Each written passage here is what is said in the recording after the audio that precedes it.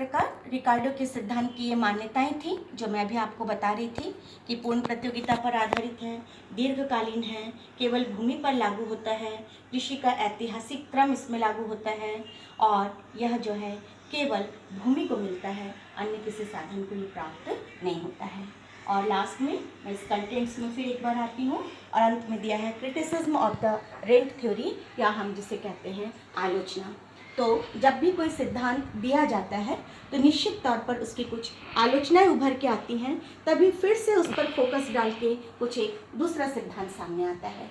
तो ये आलोचनाओं में जो इनकी मान्यताएं थी, जो एजम्पशंस थे, वही बाद में जो है आलोचना का रूप ले लिया है, जिसमें जैसे पहले ये दिखाई दे रहा है कि भूमि की मौलिक और अविनाशी शक्तियाँ, तो भूमि की शक्तियाँ मौलिक और अविनाशी नहीं होती हैं।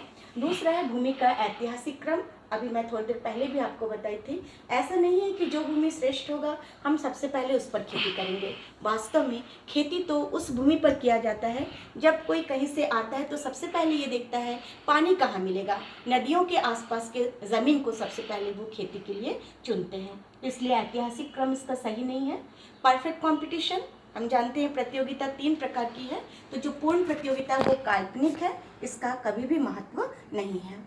और अगला है जो ये कि सीमांत भूमि जो नो रेंट लैंड होती है, आधुनिक अर्थशास्त्रियों ने कहा कि कोई भी भूमि लगान रहित नहीं होती है, क्योंकि लगान जो एक प्रकार का बचत है, एक प्रकार का लाभ है, ये किसी भी साधन को प्राप्त हो सकता है, जो कि आधुनिक व्याख्या में हम आगे देखेंगे। और रेंट और प्राइस के बीच जो संबंध है वो भी गलत है, उसे भी रिकार्डो ने पूरी तरह से स्पष्ट नहीं किया है। और इसके साथ ही इसमें ये भी कहा गया है कि अलग से लगान के लिए सिद्धांत देने की आवश्यकता नहीं है।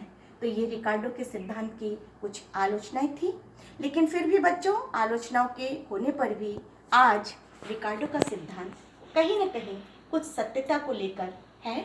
जैसे कि हम ये जानते हैं कि उत्पत्ति ह्रास नियम, लॉ ऑफ डिमिनिशिंग रिटर्न्स, ये कहीं पे भी हो, ये अनिवार्य रूप से लागू होगा। खेती का टुकड़ा हो या ज़मीन का टुकड़ा हो, उर्वरता निश्चित तौर पर घटेगी, ये बढ़ेगी नहीं।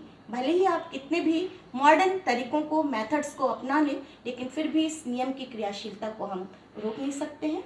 और दूसरी बात ये है कि जो भूमि है वही केवल लगान प्राप्त करती है, जैसे कि एक सिद्धांत के तौर पर कहा गया है पहले, उसमें भी सत्यता है। और माल्थस का जो जनसंख्या सिद्धांत था, जो कि रिकार्डो ने ये भी बताया है कि खाद्य उत्पादन जो है वो धीरे धीरे होता है और आबादी जो है वो तेज़ी से बढ़ती है।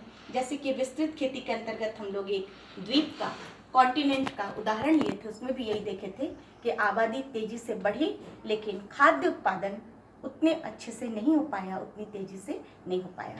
तो आज के समय में ये 2-3 बातें जो हैं वो कहीं ना कहीं रिकार्डो के सिद्धांत को महत्व देती है, इसलिए हम पूरी तरह से उसकी आलोचना नहीं कर सकते हैं। धन्यवाद बच्चों।